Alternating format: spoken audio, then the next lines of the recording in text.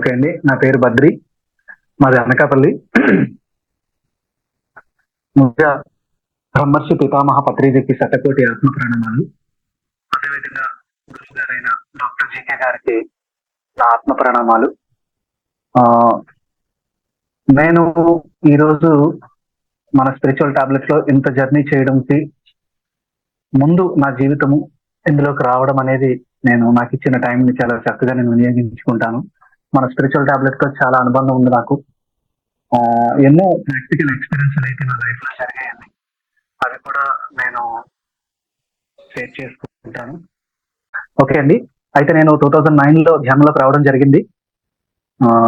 2009లో ఒక చిన్న గ్యాస్ట్రిక్ ప్రాబ్లంతో నేను ధ్యానంలోకి వచ్చాను రామారెడ్డి గారి ద్వారా. ఒక 2 నెలలు 3 నెలలు నేను సాధన చేస్తూ ఆయన ఇచ్చిన పుస్తకాలు చదువుతూ నాకున్న ప్రాబ్లమ్ 20 రోజుల్లోనే తగ్గించుకోవడం జరిగింది.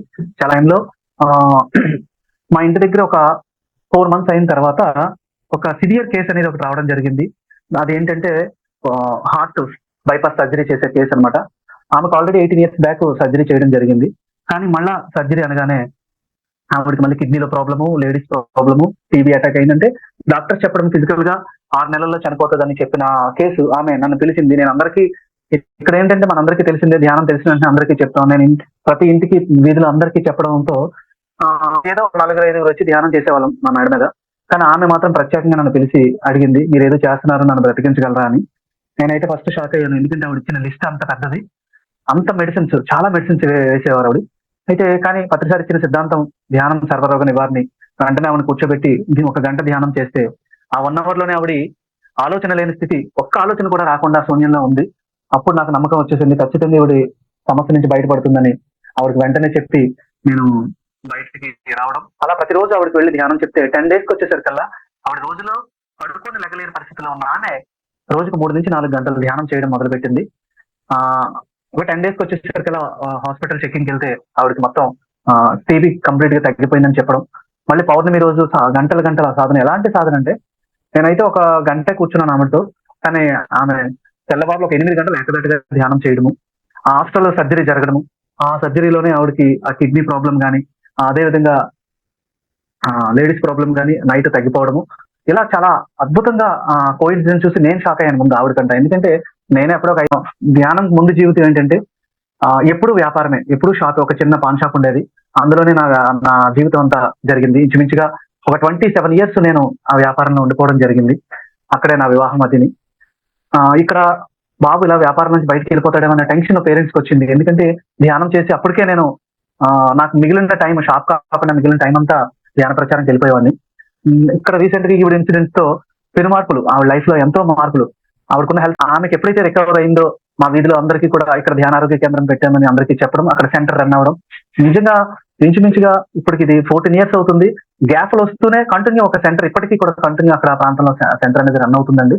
చాలా అద్భుతం. అది మన ఎఫెక్షన్ కాదు, అది నేచర్ ఇచ్చిన గిఫ్ట్. చాలా అద్భుతంగా అక్కడ ఎంతో మంది, ఇంచుమించుగా ఒక 50-60 మంది ధ్యానులుగా, శాకాహారులుగా మారారు. ఆమె జీవితం చాలా అద్భుతంగా మారిపోయింది. చనిపోతుందని ఆవిడ తన జీవితాన్ని మళ్ళీ ఈ ధ్యానం ద్వారాగా తను మార్చుకొని ఈ రోజుకి కూడా చాలా అద్భుతంగా ఉంది. కొత్తలో అయితే నిజంగా సార్ చెప్పిన స్పిరిచువల్ టాబ్లెట్ కాన్సెప్ట్ ఏదైతే ఆల్కహాలిక్ అండ్ హోలిస్టిక్ ఉందో, ధ్యానంలోకి వచ్చిన 1.5 year కూడా గంటల సాధన అయితే చాలా ఎక్కువ చేశాము. ఆ తర్వాత నాలెడ్జ్ వైపు ఎప్పుడైతే వచ్చామో మాకు తెలియకుండానే మా సాధన తగ్గింది. నాలెడ్జ్, సేవ వైపు వెళ్ళిపోయాను. ఇదంతా సార్ యొక్క ప్రాక్టికల్ లో అద్భుతంగా సార్ తీసుకుంటే నా లైఫ్ ఆటోమేటిక్ గా అలాగే జరిగింది. ఇలా జరుగుతున్న టైంలో ఒక 4 years లో అందరికీ కూడా మాకు హాస్పిటల్ లేదు, మందులు లేవని చెప్పుకున్న నేను ఒక కుదుపు లాంటి సంఘటన జరిగింది. ఏంటి అంటే మా చిన్న బాబుకి అపెండోసైటిస్ రావడం. వెంటనే వాడికి అపెండోసైటిస్ వచ్చిందని నేనైతే ఫస్ట్ కొంచెం టెన్షన్ పడ్డాను. మరి ఎలాగా అంటే ఇమీడియట్లీగా మనం చేయవలసిన పని హాస్పిటల్కి వెళ్ళాలి. మామూలుగా చెక్ చేస్తే ఆపరేషన్ చేయాలని చెప్పిన వెంటనే నేను శ్రీదేవి మేడం మెసేజ్ పెట్టడం, సార్ కూడా ముందు హాస్పిటల్ జాయిన్ చేయండి అని చెప్పడము.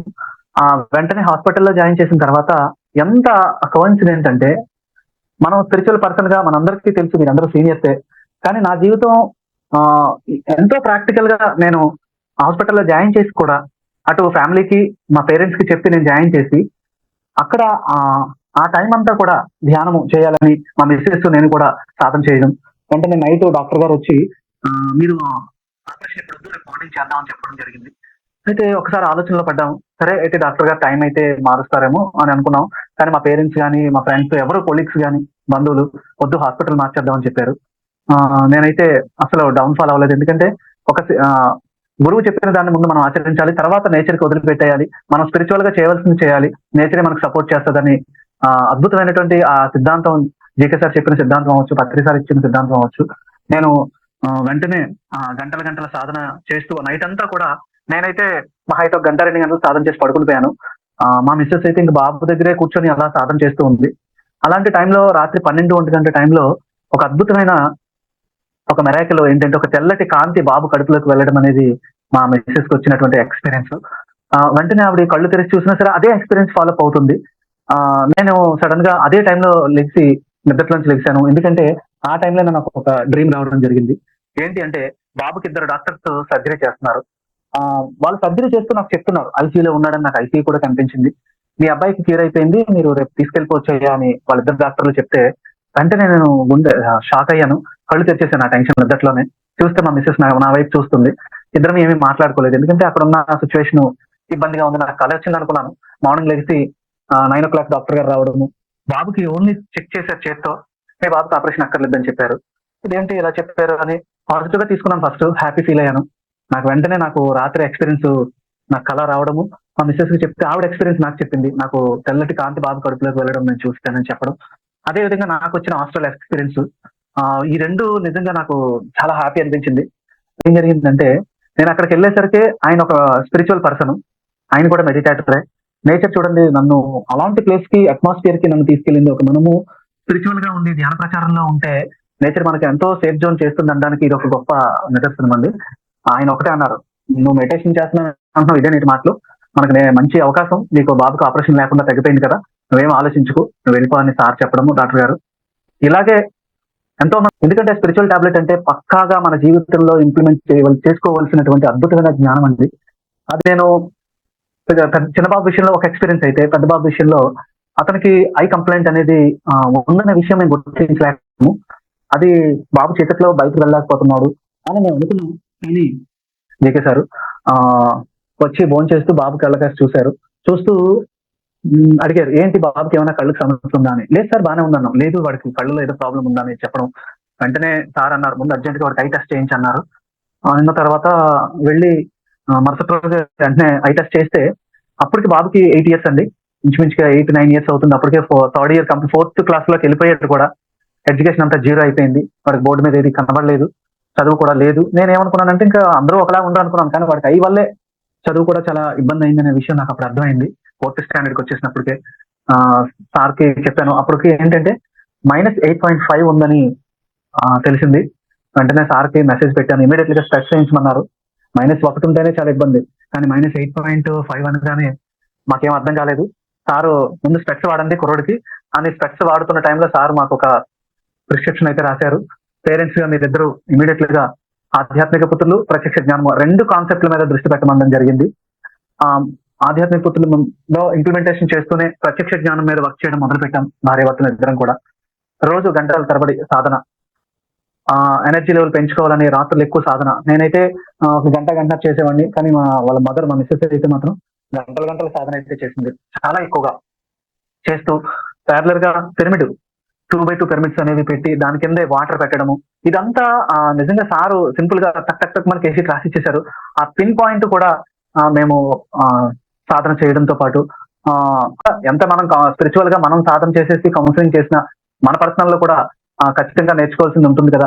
అది నా ప్రాక్టికల్‌లో మా బాబు విషయంలో గంటల సాధనతో పాటు ఖచ్చితంగా ప్రత్యక్ష జ్ఞానం అనే కాన్సెప్ట్ ఏదైతే ఉందో ప్రతి ప్లస్ అక్షర ప్లస్ జ్ఞానము అనేది దాన్ని మేము పూర్తిగా ఇంప్లిమెంటేషన్ చేయడంలో రోజుల తరబడి సాధన చేస్తూ ఇంచుమించుగా ఒక 3-5 పౌర్ణములు మిసెస్ అయితే ప్రతి పౌర్ణమికి గంటలు నైట్ అయితే సాధన. బాబుని కూడా కూర్చోబెట్టి వాడికి ఎక్కువగా సాధన చెప్పించడము. ఐ పిరమిడ్ పెట్టుకొని సాధన చేయడము. అయితే అరగంట, ముప్పావు గంట సాధన చేసి పడుకుని పోయేవాడు. అదే చాలా ఎక్కువ. కానీ మా మిసెస్ అయితే నైట్ అంతా సాధన చేసేది.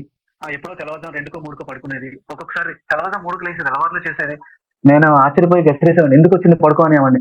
అంటే అంత ఎందుకని. కానీ ఒక తల్లిగా నిజంగా ఆమె ఎక్కువ ఎఫెక్షన్ పెట్టడంతో అలాగే ఎంతో మార్పులు. ఎలాంటి మార్పు అంటే ఫస్ట్ ఆఫ్ ఆల్ బాబుకి -8.5 ఉండేది. 6 మంత్స్, 5 మంత్స్ స్టార్టింగ్ అయితే 5 మంత్స్ లోనే స్పెక్స్ పనిచేయల. కనబడలేదు.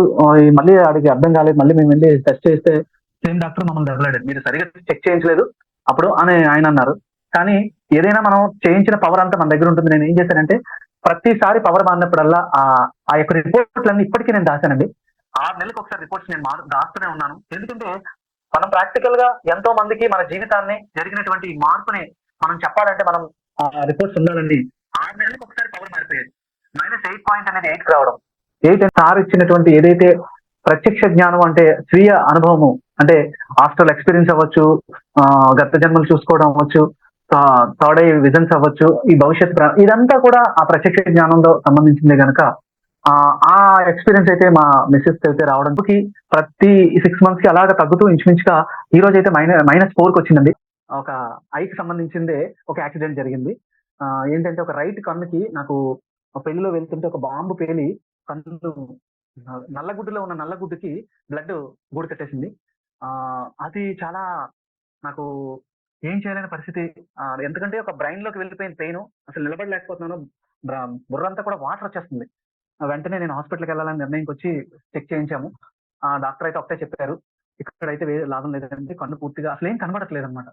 కన్ను పూర్తిగా అది డ్యామేజ్ అయినట్టుందని వాళ్ళు విశాఖ హాస్పిటల్కి రాశారు. మేమైతే వెళ్ళలేదు.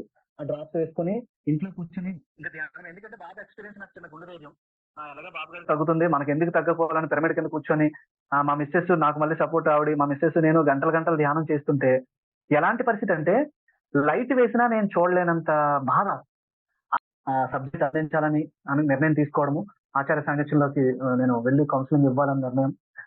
ఇవన్నీ నేను ఎప్పుడైతే నిర్ణయం తీసుకోవడం జరిగిందో ఎంత మెరాకిల్ అంటే 15 డేస్ లో పూర్తిగా కన్ను రెడ్, మొత్తం కన్నంతా రెడ్డే.